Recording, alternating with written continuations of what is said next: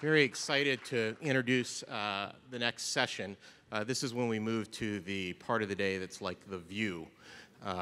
Governor Bush is going to play the role of Joy or Whoopi. Our panelists today are really an extraordinary group of people. If Brilliance had a Wikipedia page, David Coleman would be its avatar. He's from a family of educators, attended the public schools in New York City, enrolled at Yale, where he started a community service program with students in the inner city, received a Rhodes Scholarship, studied not just at Oxford, but at Cambridge because he couldn't make up his mind, returned to work at McKinsey, where he led much of the firm's pro bono work in education, and then in 2007 co-founded Student Achievement Partners, which was the nonprofit that played a leading role in the development of the Common Core state standards. In 2012, he became the 9th president of the College Board. CNN recently published an article about a company that does philanthropy right. In other words, a company that balances benevolence and strategic insight. It's no surprise that the company was GE, whose foundation is led by one of our other panelists today, Bob Corcoran. Bob Corcoran leads GE's efforts in public education, health, disaster relief, and other areas. Prior to taking over the foundation, Bob was the chief learning officer for GE, responsible for the very, very famous Crotonville Management Development Institute. He also served in leading HR roles in GE's healthcare, aviation, lighting, and aerospace businesses. In other words, he knows a lot about business and what the needs of the workforce are. GE made a game-changing investment of $18 million recently to help implement Common Core standards around the country. And our third panelist will be Dr. William Schmidt, who's the University Distinguished Professor at Michigan State University, the Director of the Center for the Study of Curriculum, and the co-director of the Education Policy Center there. He received his bachelor's in mathematics and his PhD in psychometrics and applied statistics. He's the brainiac of the panel. His recent work looking at Common Core standards in mathematics is particularly noteworthy, and I hope we're going to have a chance to talk about that today. And Governor Bush is going to lead the panel, so without further ado, I'll introduce Governor Bush.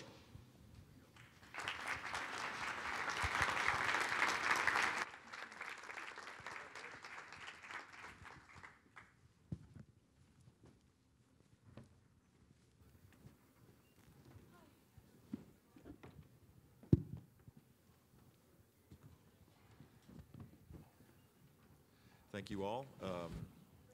This is a incredibly important topic.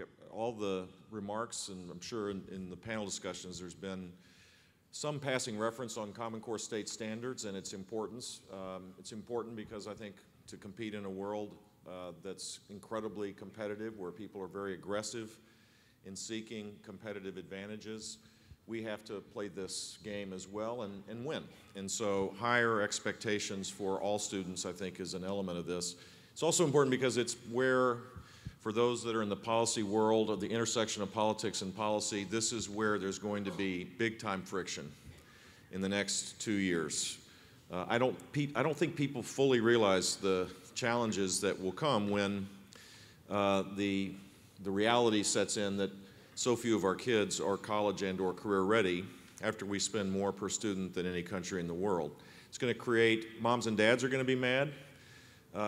Systems, the 14 or 15,000 school systems will try to find a way to assess blame for this, not on them, but on other people. And it's going to create problems for students who may have options limited to them going forward because of this. The reality is going to create problems for elected officials across the spectrum of politics. So it's important that we understand why it's important to do what we're doing, but also anticipate the challenges and pushbacks to prepare for them, because 2014 is not that far away. So we have a great group of leading experts. In fact, these guys are the top 3 people in different areas of the development of Common Core state standards and the advocacy for them in the country, and we're delighted to have them. And Bill, you're going to lead us off with a very exciting PowerPoint presentation on an important subject. Thank you, Governor. What I would like to do is share with you a bit of the history of the development of the Common Core and the results from some recent studies that we've done that show where we're headed and the importance of that journey that we're about to undertake, as the Governor just said. The Governor yesterday, in introducing this conference, spoke and suggested the important role that education plays in the development and support of the middle class in this country. Last evening, Joel Klein talked about the American dream. The American dream is a sort of an ideology, a zeitgeist of what we believe about ourselves as a nation, that we believe that merit prevails over privilege. And that American dream, we need to realize, though, is predicated on the assumption that the schools, our public schools, provide the level playing field such that individual children, no matter their background, no matter their origin, no matter their wealth of their family, all, if they work hard and take advantage of the opportunities provided by the schools, can achieve the dream of the middle class and make a better life for themselves. But I hate to tell you that that's no longer the reality. That now has become pretty much a myth when you look at the schools. They are no longer the level playing field. In a metaphorical sense, educationally, the rich become richer and the poor become poorer. And I'll share with you a little bit of data to show you just how much that predominates in our educational system. But Secretary Rice also talked about the important role education plays in our economic security, one element of which is our our national security, one element of which is our economic growth. Eric Hanushek from the Hoover Institute in California has put out a recent report that shows that economic growth of a nation is related to the knowledge level of the typical student graduating from that educational system. He looked at the international tests which tell us how different countries rank in terms of what children know, and showed that those nations in which the children had a higher level of knowledge essentially also correspondingly had higher economic growth. And very importantly, he showed that it's not enough to simply make this a reality for those our more advanced students. You have to do this throughout the educational system. For all children, you have to raise the distribution in terms of its level of knowledge. And that becomes an important connection to the whole notion of the American dream. Now, those international tests, what does that say if that's an important marker for the United States? Just to remind you why we are here and why the Common Core has come to be, is that, in fact, when we look at those results, at 4th grade, we're somewhere just a little bit above average. By 8th grade, we're below average. By 12th grade, we're at the bottom of the international distribution. And the scary thing is this is not just for the typical student in math and science. This is for our very best. Those children that take the AP courses in calculus and in physics were at the bottom of the distribution internationally when compared to their corresponding students in other countries. More recently, PISA, the OECD test, shows that our 15-year-olds are somewhere about 25th out of 30-some countries, all of which are our economic competitors in this highly competitive economy of today. So we just simply don't do very well. And even there, the children that perform at the top end of our distribution find themselves in the middle of the distribution of many of these top-achieving countries. So that's the reality we face. All of which then suggests why it's so very important that we as a nation raise the standards for our children, that we need to have truly world-class standards. That's been being talked about for some time now, but we actually, from these international studies, know how to operationalize and to talk about what world-class standards mean. And really, it revolves around 3 principles, and those 3 principles played a prominent role in the development of the Common Core. We need focus. We shouldn't try to cover every topic possible at a given grade. We should focus on key ones at key grade levels. We should have coherence, which means that the sequence in which the topics are introduced to children follows a logic. It's not just an arbitrary collection of factoids which children simply cannot manage to put together and therefore they can no longer remember. And finally, it should be more demanding, more rigorous. One of the things we found in the TIMSS study originally was we're about 2 years behind by the end of 8th grade, not in achievement so much, but in terms of what we challenge our children with. The rest of the world in 8th grade talks about algebra and geometry. We in this country, for most children, simply continue to give them arithmetic, fractions, decimals, percents, ratios. So we sit behind most of these countries. Well, this standard can be represented by this first slide, which shows you in a graphical sense what this international benchmark looks like. The topics are down the rows. The 8 columns are the first 8 grades. Where you see the spots is where the majority, 2/3 or more of the countries, teach that particular topic. There's a pattern there. The topics at the top of that list are about the basics of arithmetic, which are fundamental to any kind of serious study of mathematics. Children need to memorize multiplication facts. They need to learn and memorize the algorithms for adding, subtracting, multiplying, and dividing. That comes first, is what this graphic says. Then by about 4th and 5th grade, you move those algorithms to more the broader part of the number system, fractions, ratios, proportions, and learn how those same principles operate within that domain. And then finally, by 7th and 8th grade, you move to the abstraction of all of that, which is algebra, which is linear equations, which is functions, the stuff that children need to know in the increasingly technological economy of today. This now becomes the real fundamental, and that's why all children need to reach this in 7th and 8th grade. Other countries have figured that out, and that's where they move. So this then becomes the international benchmark. We know what we need to do in order to make a better education for our children. Well, where have we been in all of this? Well, where we've been is we try to teach every topic at every grade level. So we have way too many that any sensible teacher could possibly teach. We have 800-page textbooks than when other countries have 200-page textbooks for the same grade level. This is reality. I'm not making this up. This actually came from these international studies that we've done. I couldn't probably make it up. It's too unbelievable. But basically, we also simply have a collection of topics. We don't have them sequenced in a logical fashion, and we certainly don't demand much of our students. But more importantly, to the point I made earlier about the American dream, our system essentially begins to create huge inequalities and opportunity. We worry in this country about achievement gaps between the black, the white, the rich, the poor. There's a curriculum gap out there. Not all children have the same opportunities, in spite of the rhetoric which we believe that it should be the case. This slide really makes the point. Every place that you see a black dot means that all of the state standards in place before Common Core agreed to teach that topic at that grade level. Don't be overwhelmed by the number. There are only 6, meaning there are only those 6 places where all states agreed.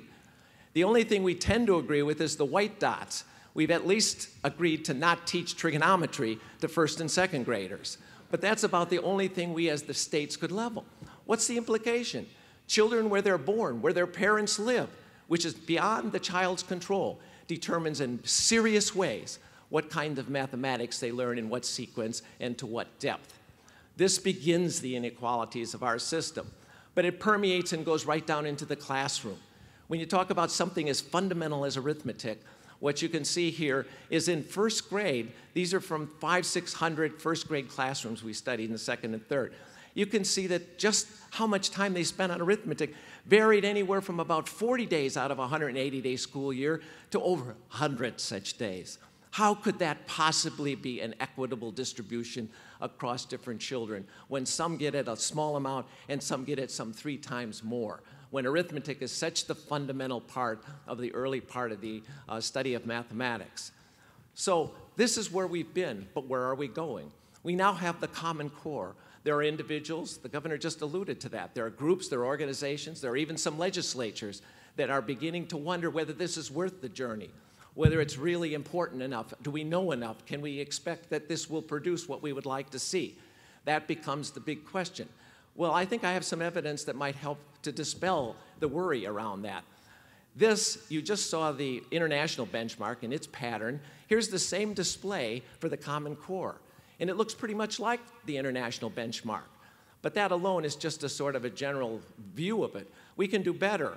Here I have imposed the international benchmark on top of the Common Core standards. And in fact, you can see a high degree of overlap. We have world-class standards. We even have a statistical indicator that shows that they're 90% consistent. So I think we have one fact fairly clear. If we believe it is good to be like, to mirror what our competitors do, those top countries, then we're there with these new standards. They are world class. We have achieved that goal. Now, when we look at states and where they are and how far they have to go, there's quite a bit of variability. Some of them are around 60% at consistency, some up into the 80s. But no state's standards is as good as the Common Core. That's what this implies. It also implies that there's a great deal of variability and different states have more work to be done on the implementation of this. But this gives us an opportunity for another look, a foreshadowing. I cannot prove to you the Common Core hasn't been implemented yet. How could we study its impact on achievement? But we can foreshadow this by taking advantage of that variation among our current state standards. And the logic goes this way. If those that are the closest to the Common Core do better on our national assessment than those states that are further away, that begins to suggest that we may in fact be on the right track. And in fact, that's what we found, a strong positive relationship, that those states who are the closest to the Common Core did better on the 2009 state national assessment test. This is very encouraging. It doesn't prove in a causal sense, but it does show that the likelihood, that's the way I think of it, that the movement toward these Common Core will produce better achievement. This is good news. We're more like the standards of the rest of the top achieving countries, and in our own country, those states that are the closest are doing better. To me, this says it's time to stop talking about whether these are acceptable or not, or whether they are good, or whether they could be slightly better. It's time to simply move toward the implementation of these standards. Now, in moving towards that, I just have a couple more comments to add. People worry when you change. There's always a resistance to change. Well, I have some good news for you. We did a national survey of teachers, over 13,000 teachers, a nationally representative sample. And what we found is there is no pushback. Over 90% of them support the notion of the Common Core. They may struggle to implement it because it's new and it's more difficult, but they at least are on the side of the Common Core. They believe it's important for all children at third grade to be studying the same thing, no matter where they live, no matter who they are, no matter their background. That's good news. We aren't getting pushback from the teachers. What about the parents? We did a national survey of them as well. We had to help some of them understand, we did it on the web, what Common Core was. But after defining it to them, they believed, they supported this. 70 to 80% of the parents said, this is the way to go. We need to be competitive. We need to make common standards for all. So we have that support of both of those groups. But I'd like to close with one constituency that we haven't really convinced, and it's the most important constituency, and the one we have to work the hardest at, and that's the actual students who would be studying these new and more highly demanding standards, both in English and in mathematics. And what we find is we did a survey of those children as well, a nationally representative sample. And what we find is something that's really kind of scary. We adults have created a system in which we have told our children the important thing is to get through school, get your grades, get into a good college. It's a race. Go faster. It's not just enough to take these courses. Go faster. Start taking college courses in high school. It's a race. It's a game. Well, guess what? These children have figured it out, and they know it's a game. Because when we ask them what are the three most important things you think about schooling, the two they mentioned, half of the kids, were grades and getting into a good college. They bought into the system. But look at the third one. It's only a fourth of the kids believe that learning is important. We are failing them. They no longer really believe that learning is important in its own self, in its own right. It's a game, and they've learned how to play it. Now, they're a little bit skeptical about this game because they figured out a couple of other things. They figured out 60% roughly that schools focus too much on memorizing, to make a test, to get to those good grades, to move on. Not much thinking. In other words, not much learning. They think that they can do their homework without even thinking about it. They just find the answers in the book. And lastly, they figured out that they believe at least, that you don't have to be smart to get A's. If you play the game, you'll get the A's and you'll move on. Well, the sad part about this is they don't know what's about to hit them, because only about a third of them think that the kind of mathematics that the Common Core represents is really important to them and will be important to the job they take. They're not aware of the data that's out there that shows increasingly most jobs demand a higher level of mathematical thinking and reasoning. And yet this they don't believe yet, because probably they haven't been told that. And here's the saddest part of it all. Only about 60% think they'll ever find a job that they really like. These are our kids. This is what they think.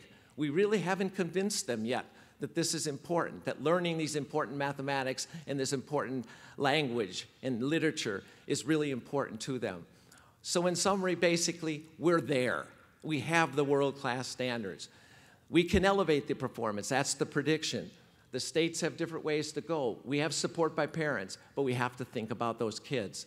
But what I want to conclude by saying is the road that we're on is the right road. Every instinct in my body, combined with the data that I have, suggests that we are on that right track. Thank you. Thank you, Bill. Wow. Dr. Schmidt has just figured out a way to take a really complex, nerdy subject and get me fired up, which is a regular thing in this conference. I'm ready to go. If someone says go, let's go take one of the buildings up here, I think I might feel compelled to do it with the passion that we've had from our guest speakers. Bob, you're an executive at General Electric. You're, through the foundation, you all are doing great work to try to promote this idea and its national importance. Specifically, assume for a moment that this was implemented. What kind of jobs that right now are unfilled in the whole myriad of opportunities for GE in the United States, what kind of jobs would you anticipate that would begin to be filled with greater regularity if more and more of our children met these Common Core state standards that allow children to be career or college ready? I think when you look at it, companies like GE, global top-level companies, I'll say this, we can always find talent we need because we can attract some of the best, the pay, the package, all those things. The reality is that increasingly our suppliers, our customers, they can't attract the right numbers of people, and it's harder for us to find some. So when you look at it, Governor, engineers, we still get enough, but we need more. In 2006, there were more graduates in the United States with degrees in sports therapy than there were electrical engineers in the U.S. Now, we can't build a strong economy on sports therapy. What's your point about that? I'm trying to... I've got this kink in my back, and, but fundamentally, when you look at it, jobs and products have become more technical, not less technical. The iPads that we carry or the cell phones we carry, there's an enormous amount of technology in there. The people that design it have to be engineers and ingenious. But the people who make it, the assembly, the servicing, the explanation of those products. So for us, customer service reps, field engineers, manufacturing people, CNC machinists, electricians, plumbers to keep the pipes working in the buildings. All of those things, whether it's college requirement or career ready or trades, require fundamental skills around math and problem solving. They require an analytical approach to critical reasoning and solving problems. And they require some way to communicate that and identify problems, solutions, and convey that. And at a customer service center, if you call because your GE washing machine has suddenly started jumping across the floor, and on the other end of the line, you want somebody who can help diagnose the problem. That's not a $200,000 a year job. But that does require the ability to understand the problem, probe, follow a normal process of problem solving, and identify the possible solutions. And that's at a very basic level. So one could see how General Electric would be interested also perhaps in the commonality of the standards because you're a global company. What about a small business? What's your foundation doing to try to mobilize small business support, and why would it be in their self-interest to be embracing this idea as well? Because they don't really, the commonality is not as relevant for a smaller business. If you're a small kind of county or within state business, it doesn't matter as much whether you're competitive with the next state over or 5 states over. But what does matter is can you get a pipeline of employees who can represent your company well, who can design or deliver the product or service you need, and more importantly, can you rely upon them to deliver that when you're not watching? Can you rely upon them to deal with customers? The piece for GE and GE Foundation, we're funding a lot of work on implementing Common Core. This year, $33 million focused on implementing Common Core directly in 8 states, but indirectly in another 35 states, and trying to fund some of the work that that supporters are doing in your states. This is really all about a strong economy. This is about jobs, this is about a stronger economy, and it is about innovation. Innovation's more than simply having a cool idea that I could turn my television on with my watch. That's a dream. Any of us can come up with that. The question is, how do you do that? Thomas Edison, who founded GE, said that innovation is 1 part inspiration, 99% perspiration. It's hard work. So innovation just doesn't pop out of the sky. It doesn't come because you had a liberal arts course or because you had something else. It comes because you have the discipline and the logic to work that through. Yes, there is inspiration, but it has to result in something. So at the basic small business level, you need that to be competitive. You need that to supply companies like GE who do work across the country or work globally. You need that in Oklahoma to compete against companies in Korea and Japan and Germany. I think it's that basic and that important. So David, you were the not only the avatar of the standards business, you're also one of the creators of the language arts standards, and I'm taking quite a bit of incoming these days on advocacy of this, which I love. I love the fact that there's an engagement and a debate has begun.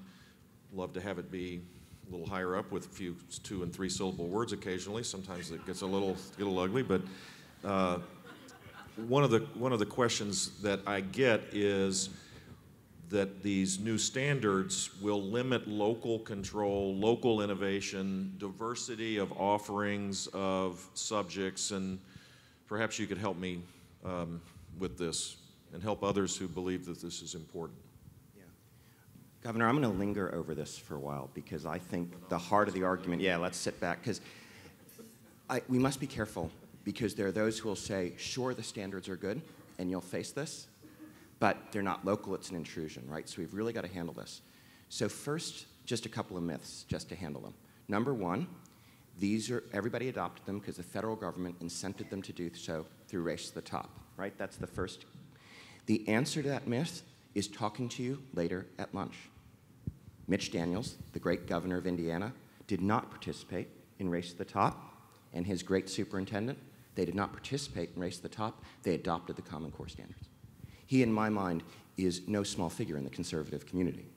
Why did he do it? It was about economics, it was about efficiency, it was about great work for his kids. Those are the conservative principles on which he acted without any federal touch, period. Second, the other view is that this kind of committee filled with geeks like me wrote these standards.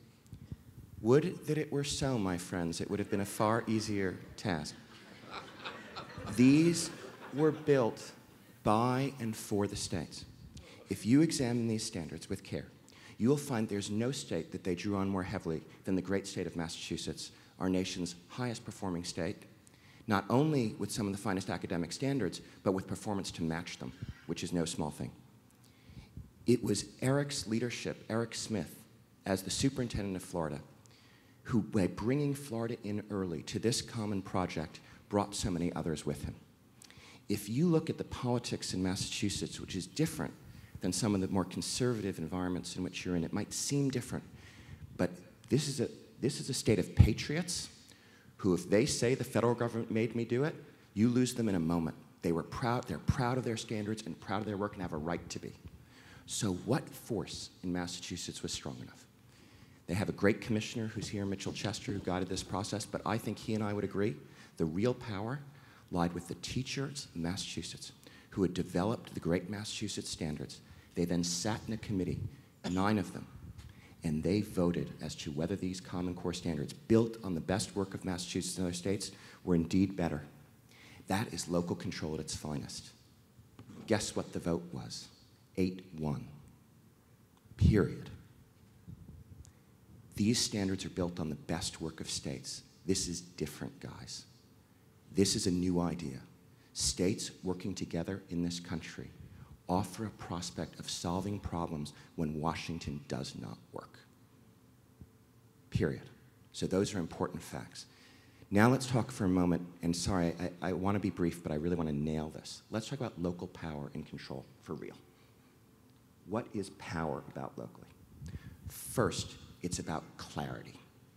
If parents do not understand what their kids are learning, they do not have power or control. If you look at Bill Schmidt's chart, let me translate it to you for a parent.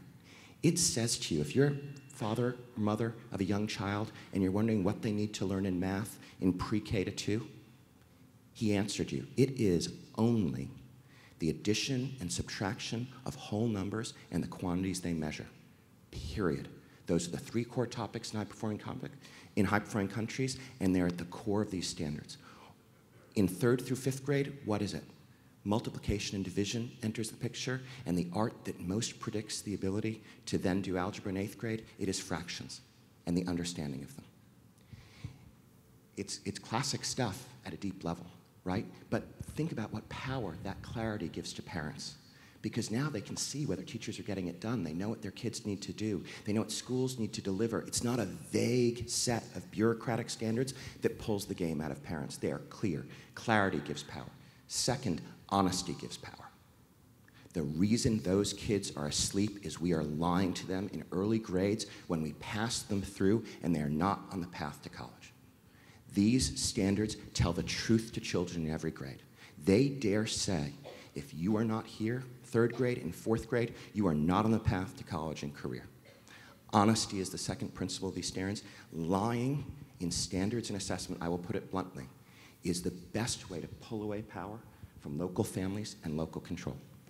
Third is economic power. Local school districts, even the largest states, have been helpless to a greater source of economic power, which has been the education publishers. They've been helpless. They get whatever that's why they get the huge textbooks. Why is it 800 pages? Because I make one big fat one for everyone, and that's all you get.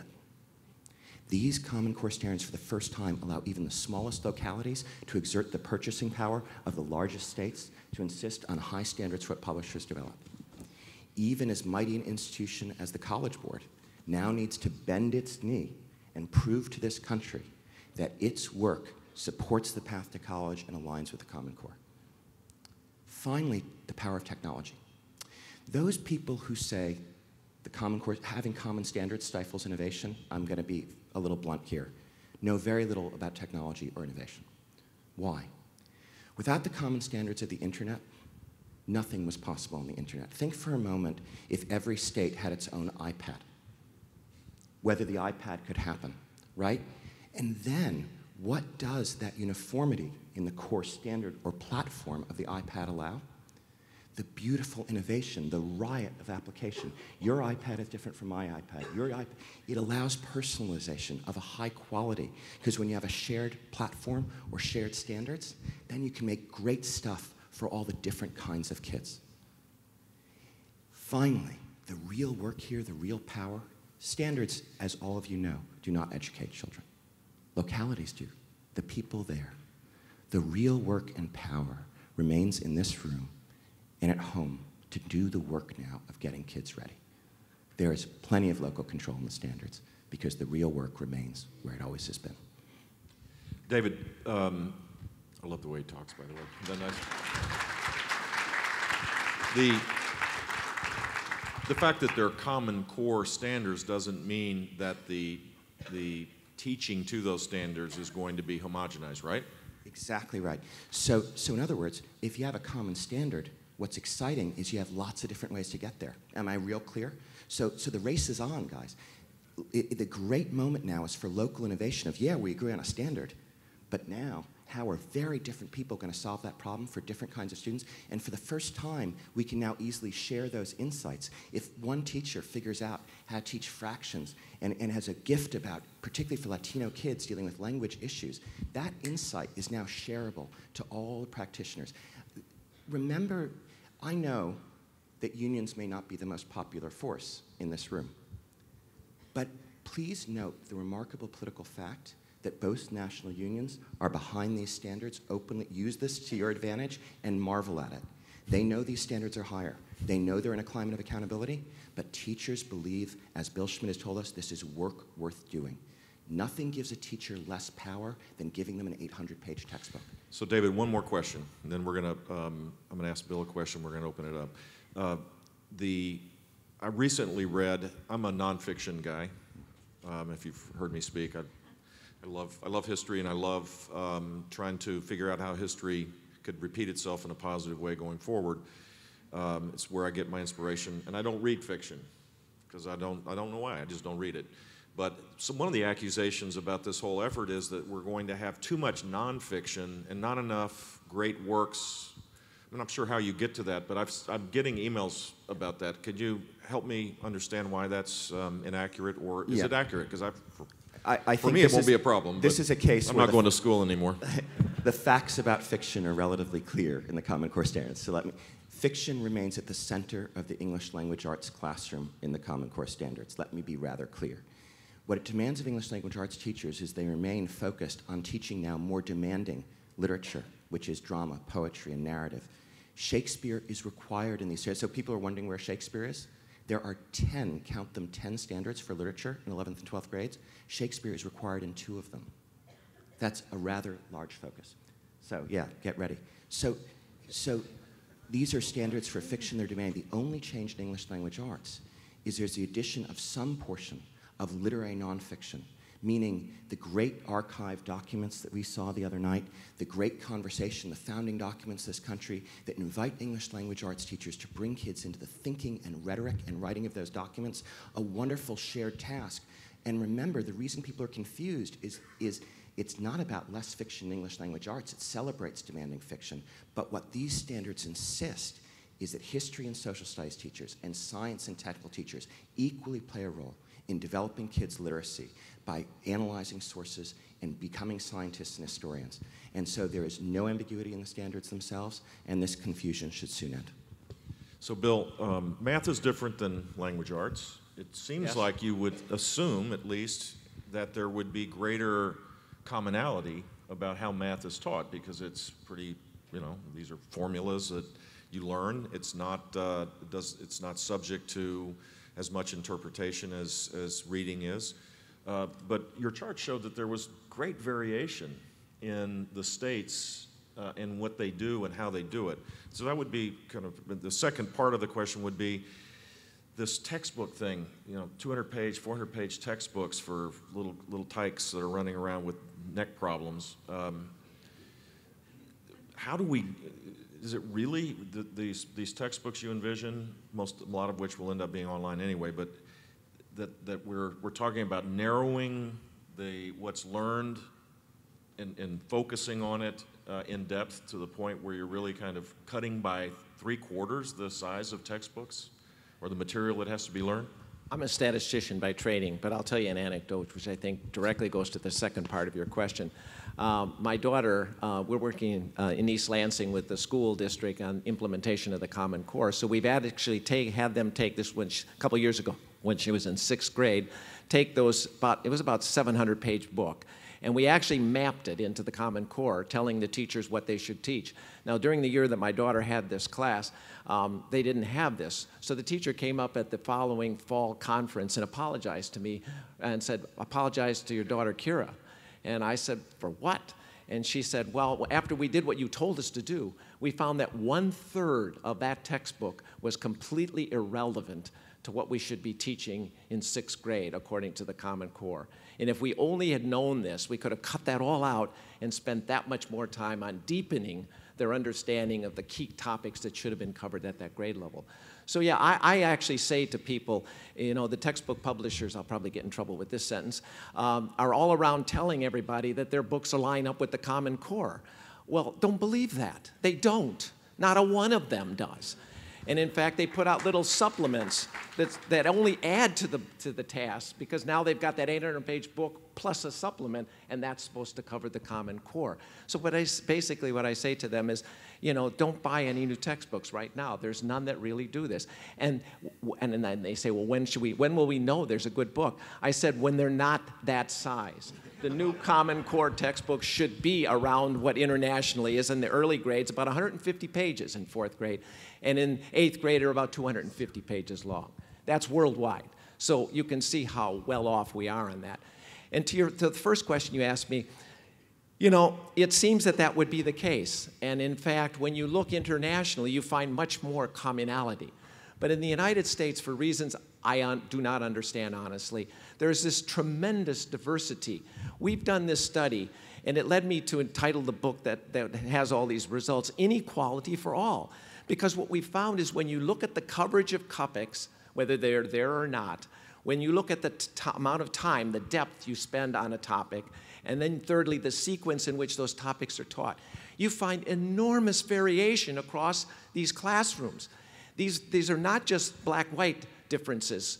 These are not just between high SES and low SES school districts. These are for all children. Those of you that think everything is fine in suburbs, it's not. These inequalities permeate the entire system. Two children from the same family, twins, that are in the same school, but are told to have two different teachers, as they often suggest in not wanting the twins in the same class, will be likely to not have the same exposure to mathematics content. And I said this in a meeting once, and a twin came up to me afterward and said, that's the truth. I got this, she got that, I went on and got a PhD, she's an EMD person. Not that there's anything wrong with either one of them, but basically it had a lot to do with the content exposure that they had. And to me, if I can just add this point, this to me is really morally questionable. In a democracy where we believe that for all children this is important, why do we tolerate this? Why do we for one moment allow these inequalities to exist when we know the consequences will end up with inequalities and opportunities? We have achievement gaps. I'm suggesting to you we have curriculum gaps that are highly related to those achievement gaps. And that's what the word common in the Common Core really signifies, that these are for all children. Thank you, Bill. We now have a chance to open it up for questions. We've got about 10 minutes. I hope someone asks about how we get teachers raring to go in 2014 to teach to these standards, which will be quite an interesting experience for them if they haven't had the training. But I'm going to let someone else ask that. Yes. Someone grab a microphone and. Thank you. Ed Emery from Missouri. We've spent a lot of time over the last 2 days learning about the potential of blended learning, which effectively removes grades, or could eventually actually eliminate the need for graded schools. It actually, I see it moving us towards the old one-room schoolhouse or even family home education. How do we integrate the Common Core standards, which are based on grades, into the blended learning environment? And then, does that complicate the measurement of its effectiveness? Who wants to take that? Yeah, I'll start. The great news for blended learning, or as I might call it, sir, performance-based education, not seat time, but performing rather than measuring kids by seat time, is the way, for example, the English language arts standards are structured, is there are 10 core standards that develop throughout the grades. So for the first time, teachers, parents can see exactly the staircase to college and career. And if kids race up that staircase faster, they're done, right? So it makes that staircase vivid. That's that clarity point. When it's a bunch of muddy stuff that may not relate, when you look at Bill Schmidt's triangle, that sharp focus on the core of math all kids need, now for the first time we can say, you're done. You got this. We can do this. Let me intervene in that it's important when you look at blended learning. As the former head of Crotonville for GE, all of our executive development, training and development for 300,000 people around the world, you need to make sure that people learn, not simply check off the box and go faster. We are one thing in this nation, if not anything else. We are impatient. Absolutely impatient. If you remove the hurdles to master and the requirement of people to master the content and simply say, you need to do this stuff, we'll have children coming out at 9 years old having technically, through blended learning, completed all of their elements, but did they really learn it? And so I think the core here and what the opportunity is for teachers and in schools is to really focus on mastery, not simply exposure to a concept, but mastery. And blended learning offers an enormous opportunity for children and not local control, individual control of how you do that, how you master. How do I take this thing I just learned and make it even stronger? How do I apply it in a different way? What are the things that interest me that I can apply this to and extract more learning from and expand my knowledge? I think that's the huge value of blended learning. Let me speak to the mathematics, if I might. This is basically the same story as what David said. In mathematics, they're not really grade specific. They're organized that way because that's the way most kids study in school. But basically, they're hierarchically structured. They're logically structured. So essentially, it's a roadmap to get from the beginning of mathematics to the level that you should be at by the end of high school. So that doesn't dictate grades. It only dictates the logical structure. And that's so absolutely critical because the standards we've had in the past, you know that diagram that he refers to, that triangular sort of shape. Do you know what it looks like for most standards before the Common Core? There were dots everywhere in that picture. So many of the topics were being taught out of sequence. They were introducing ideas, and in fact, that's still the major problem with the current, the ones we've just eliminated. And that is that many of the topics are covered before the background for them is in place. And so they can't possibly understand these. This doesn't have to do with developmental notions of psychology. It has to do with the logic of mathematics. And so these standards actually are logically put together. So there's no constraint in terms of grade. But your question, and I apologize because it's not what you asked, but I feel compelled to say this. It goes to my earlier point about the race. You know, mathematics is a topic that there's depth to. And instead of racing fast through it, what do other countries do? If some child is a bit brighter than other children in the same class, they go deeper. And I think that's a mistake we made. We all think, I think we just bought into Harrison Keeler. We all believe that our kids are above average. And that's not true. And so that we all think they have to go faster than the typical kid. Well, in fact, there are some who catch on to mathematics more quickly than others. But they would be better benefited by going more deeply. You know what my university colleagues tell me about the kids that have taken AP calculus, one of the great signs of this, that you've won the race, is that they wish they hadn't had it because they know some algorithmic, mechanical things, but they don't even understand the basic concept of calculus, of a differential. That's going to change when David gets totally in charge of college. Give me 5 more minutes, brother. Him and Shakespeare. And so basically, I would caution against this notion that somehow it's really important, blended learning, regular learning, whatever, to race kids through this. They end up with a shallow understanding, not a deep understanding. And in the long run, it's that deeper understanding, especially in mathematics I can speak to, that's really important. And if I could just add one quick comment about I wanted to add this earlier, but we thought we were running out of time, on the issue of local control. One of the images people have in these other countries that have national standards, federally dictated national standards, like most of the rest of the world, is the notion that they don't have any local control. But when you look inside that, they have national standards. They dictate the standards.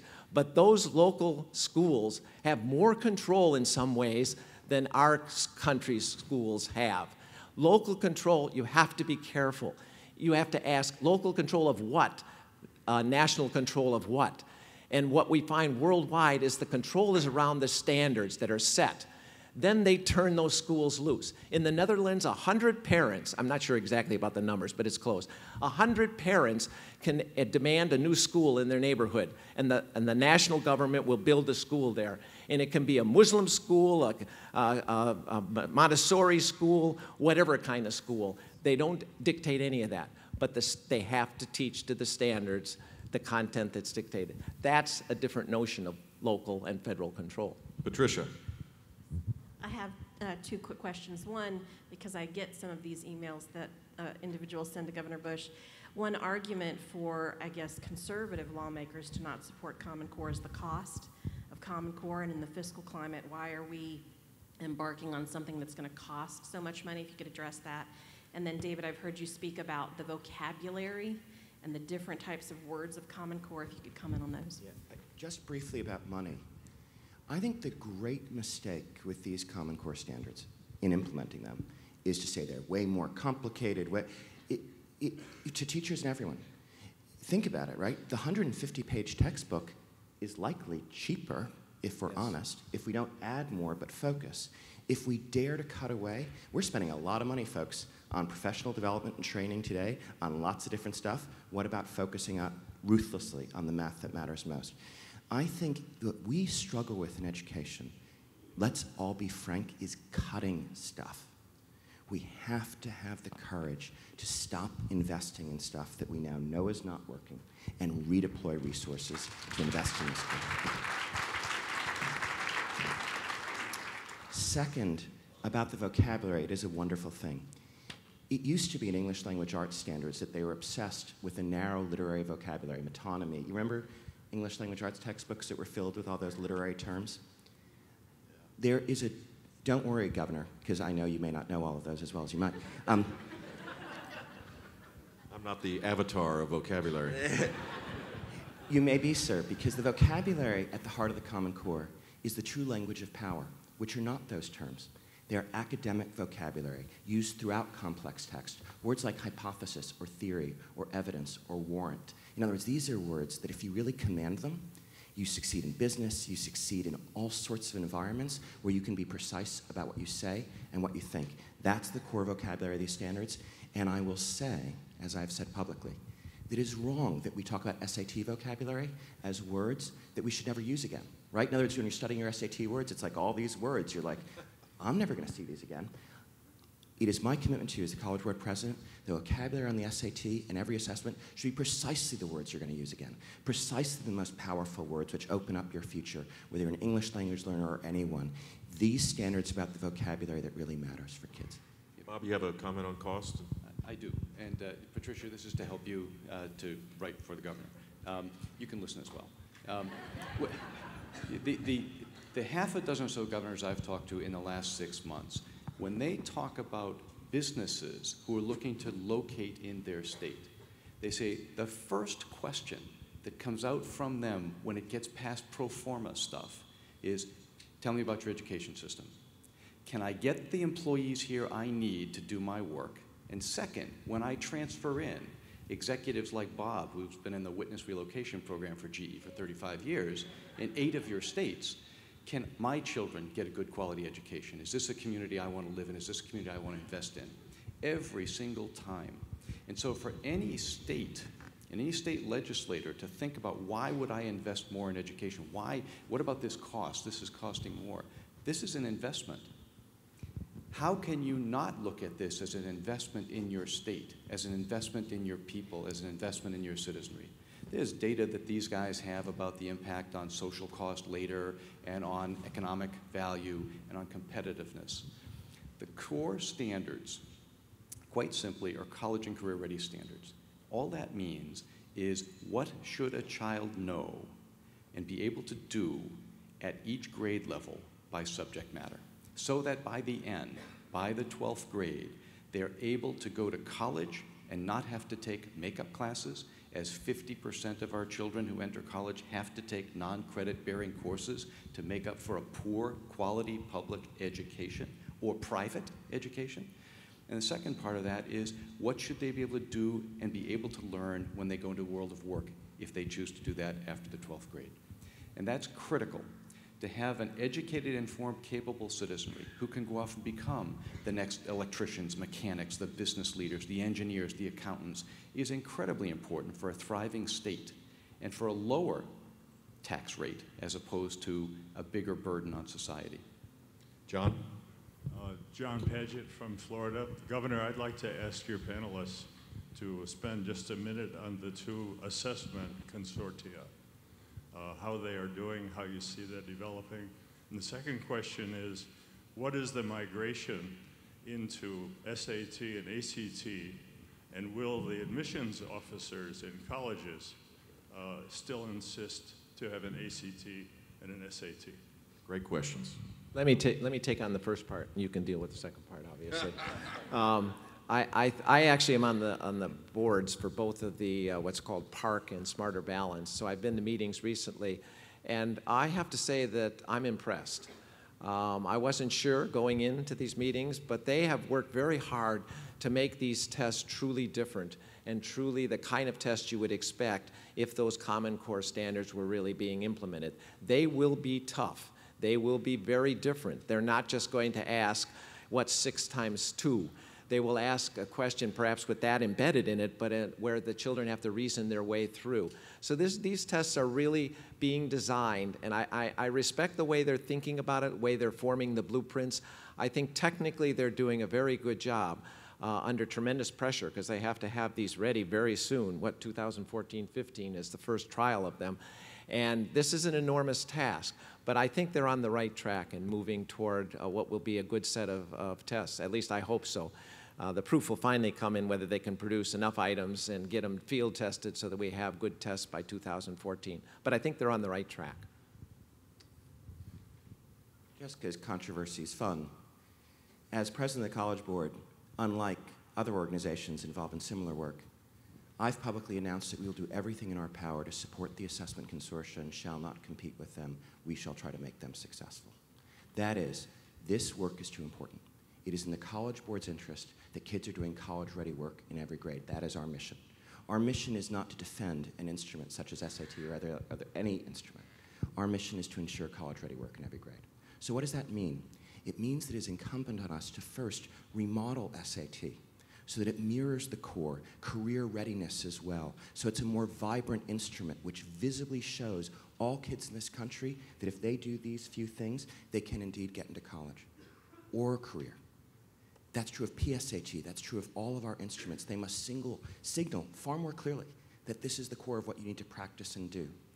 If at some point the Common Core assessments play these roles, that will take time. Then we can figure out how to integrate, merge, refine these instruments, think of their future. But our mission is is to reduce remediation in college and to have kids complete and be on their life's journey. It is not an exam.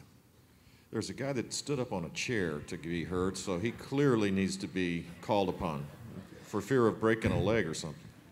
Thank you. What is your name, young man? Representative Dan McKay from Utah, one of the many states in the Union who still appreciates state sovereignty. Let me just, I recognize what the Common Core is trying to accomplish. As a former educator with a bachelor's, master's degree in education, having spent time in the classroom and now a recovering attorney and legislator, I look at what we're trying to accomplish as states with these standards, and I'm impressed. But I'll say, no state initiative is complete without the federal government being involved, right? Please disagree with me. I want you all, please, to disagree with me. My biggest fear about the Common Core, this local control, every other initiative that we talk about, I get it. I've heard a few scary things from a couple of the panelists, and I'll just add, you know, the gentleman and I apologize, the genius just to the really intelligent guy just to the right of Jeb Bush, so apologize. Nothing against the other intelligent guys, but he just seems to be smarter than the rest of you. No. So, I see you're setting up for a tough punch here, so you're I an might as well elected deliver politician? it. we can call him Avatar, sure. So the question I have for him, though, is we've heard him tell this story anecdotally about, you know, other countries who have federally mandated standards, and those standards stand up as an example, and the locals have more control because those standards exist. My biggest concern about this state initiative of Common Core, I don't have a problem with the Common Core. It's the association and the affiliation with federal funding that comes along with it. And Governor Bush, I hope that when you become president, because I'm going to be supporting you like crazy, but at the end of the day, when... You have a question, young man. Yeah. The question for you is, how does this panel intend to protect this being a state-run program or a state-run initiative and state balanced and state created? How do you protect that? Because as soon as the federal government starts the incentives, much like our social services programs, we've proven that we are unable to control the addiction to federal funds. Apart from the fact that you passed judgment on the intelligence of the entire panel, I thought that question was great. So we'll start with a really smart Dr. Schmidt, PhD in math.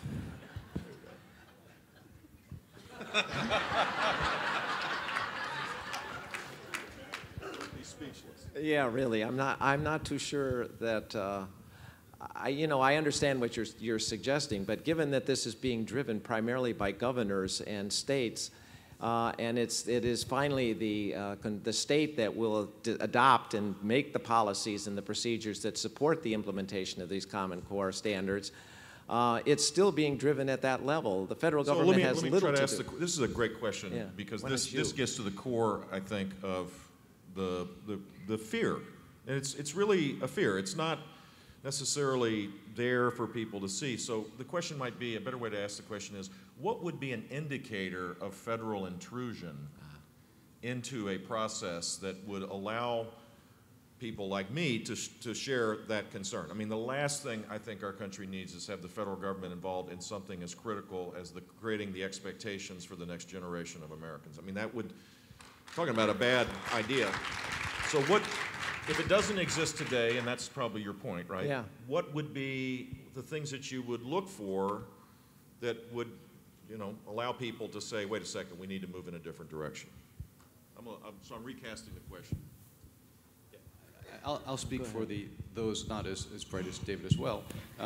But what I would, working for a corporation that has lots of business units all over the place, we have a phrase, I'm from corporate, I'm here to help. That's what our factory is, that's what our business is here, and they go, no, stay away. And the issue is not about, is corporate here to help, et cetera. The real issue is, can the business or the entity or the unit, in this case the state, do their jobs, do what you're responsible for doing? And the intrusion comes when they start messing with what you do.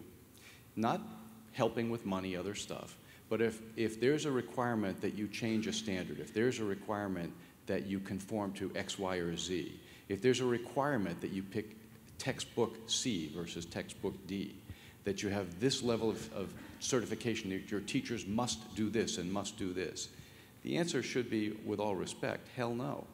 Absolutely not. And the challenge comes is when is help genuine help and when is help interference?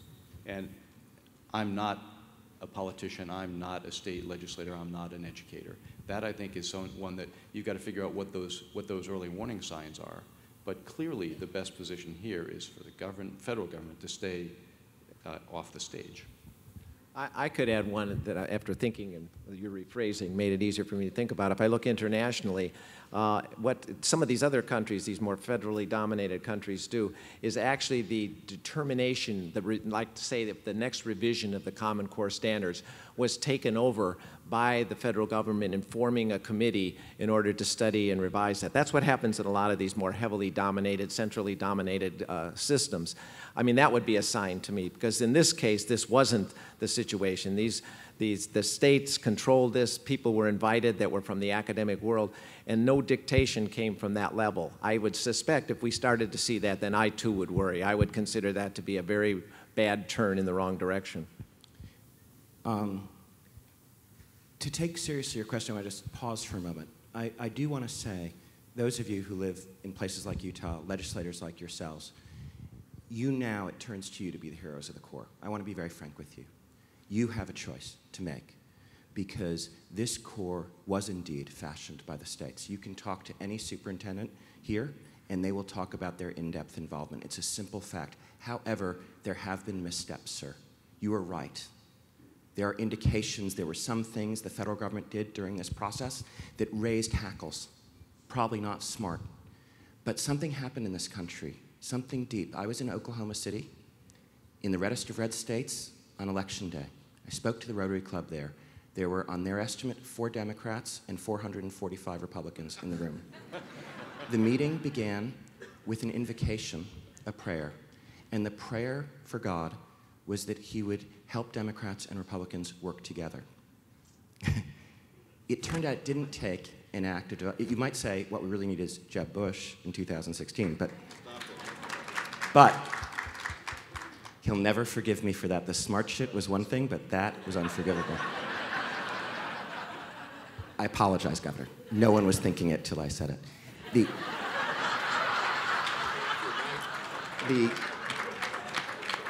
But what I will say to you, sir, is there will be missteps.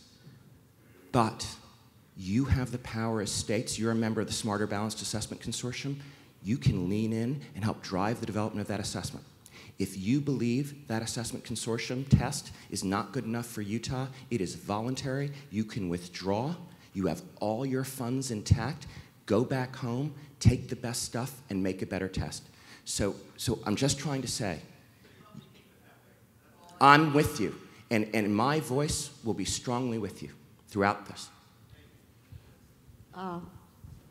Yes, Giselle. Giselle Huff with the Jacqueline Newman Foundation. As I understand it, the assessments will be done online. All of that will be That's correct. done online. Okay. So, and at the same time, there is a problem or there is a challenge to get teachers to actually implement this. I mean, it's very nice to have the standards and to map out how they can be taught, but that's not the traditional, the way they've been taught to teach or what they're going to be responsible for from now on. What do you think about using the opportunity of having to do this online at the end in 2014 to train teachers now to teach with technology as an aid? In other words, in order to be able to track whether the kids are hitting these benchmarks, the best way you can do that is with a dashboard, which is part of a learning management system, which is part of sort of the basic blended learning method. Wouldn't this be a great opportunity to introduce that as a new tool that will help them do what they'll be required to do 2 years from now? What I would suggest to any superintendent or to any state leader is to focus on the IT infrastructure to do this, more so actually than the big buy on the curriculum, because there's going to be a lot of open source public commons content. There'll be a huge focus on that from great efforts. John King in New York, who has put out 24 bids for pilot programs in math and in English in New York that are all required to be public commons data, so that when this is done, his intent is anybody can do it. All y'all can put it in your schools, knock yourself out. So don't focus on the big buy on the curriculum. Focus on having the capacity to both test or assess, but also learn. Let's face it, it's how our children are learning today, those that have access to an iPad or access to an iPhone or a phone. This is part of life for the rest of eternity. And so the things that you can do to put that in place would be huge. Teachers can begin to work with this, and we're funding some work that Bill can talk about in terms of helping teachers do that exactly, in terms of mapping back to the curricula, back to the textbook, but also how much time they spend on subject, on material. Yeah, I was going to mention that actually we often think of, like you did, of making it for an instructional tool. What we're doing with support of the GE Foundation is we're working with last year we worked with 500, it's going up to almost 2,000 teachers now, where we've provided them with an iPad, and we have an app that's built around the Common Core. And what these teachers do is daily record what they've done and their indication of how well prepared they are to teach that topic. And so we have an electronic tracking that we can feed back to any teacher that shows exactly what they've covered over all the days. We can accumulate it. And what it's proving to do is provide a valuable tool, and this begins to answer the question you've asked that nobody's asked, so I'll answer it here, is it's beginning to serve as a professional development for these teachers.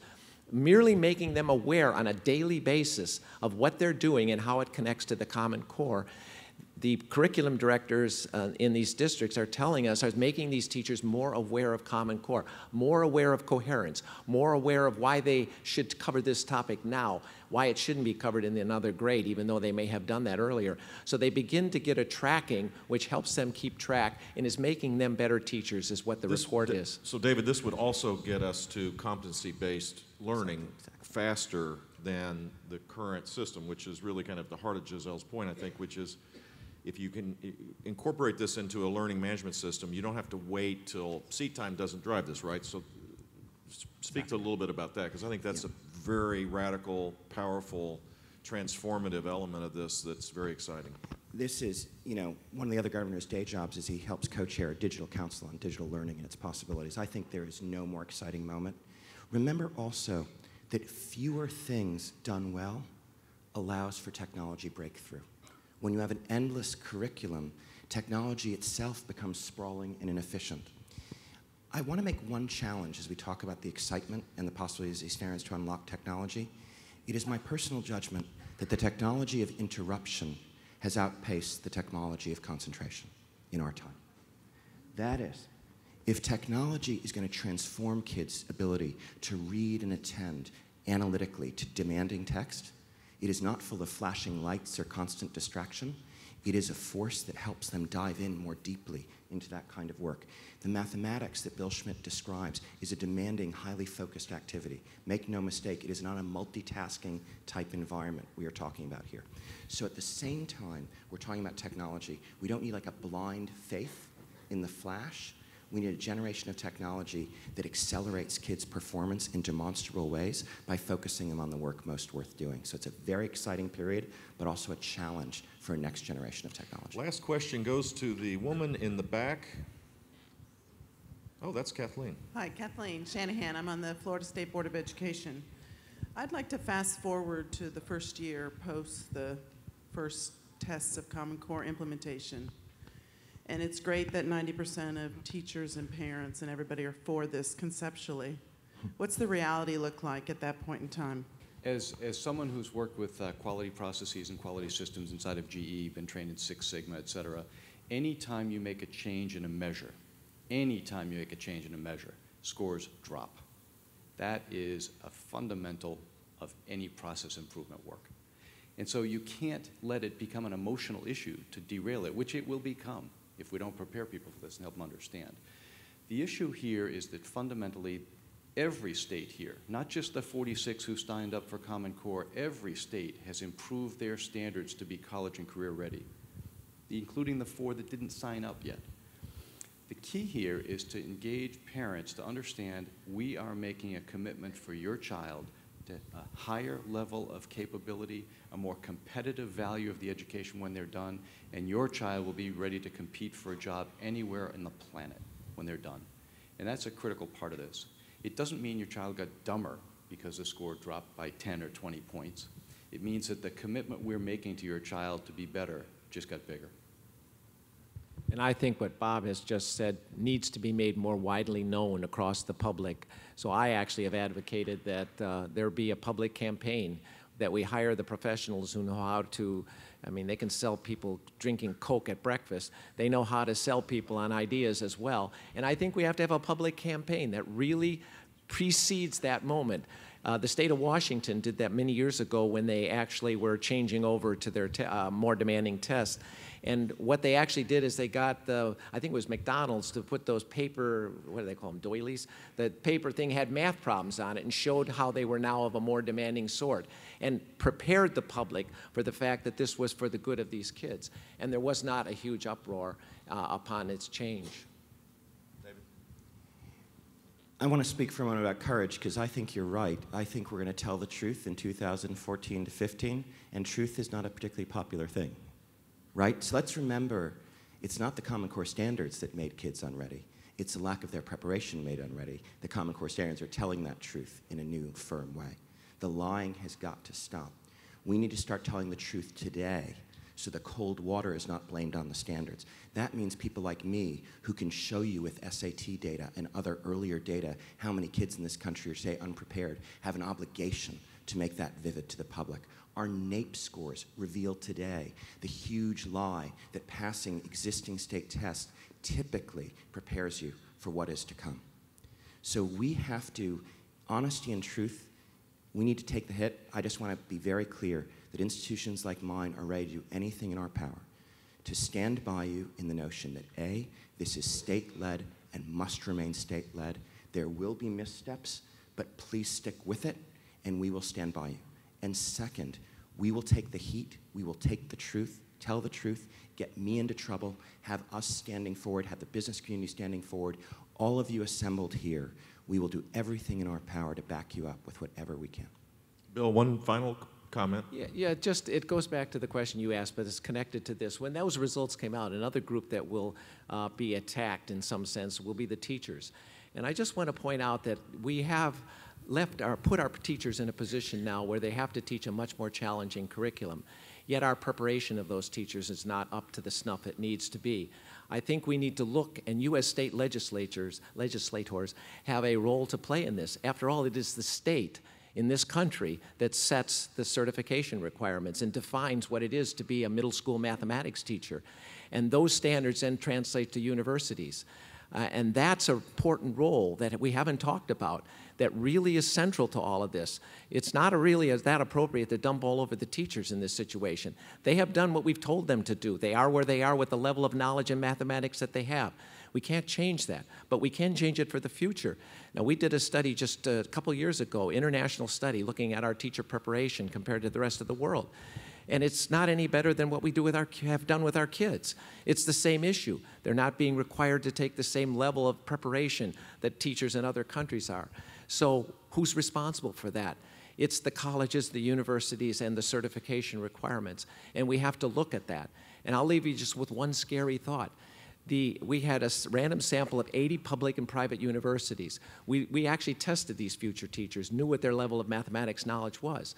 And when you looked at the bottom quartile, that is where the students were really not very knowledgeable about the mathematics they were about to teach, that bottom quartile, because of the size factors, when you weighted it appropriately, produced over half of the future middle school teachers in this country. That's what we have to deal with if we want to solve this long term. Thank you. Well, let's give our panelists a round of applause. Thank you for the great questions.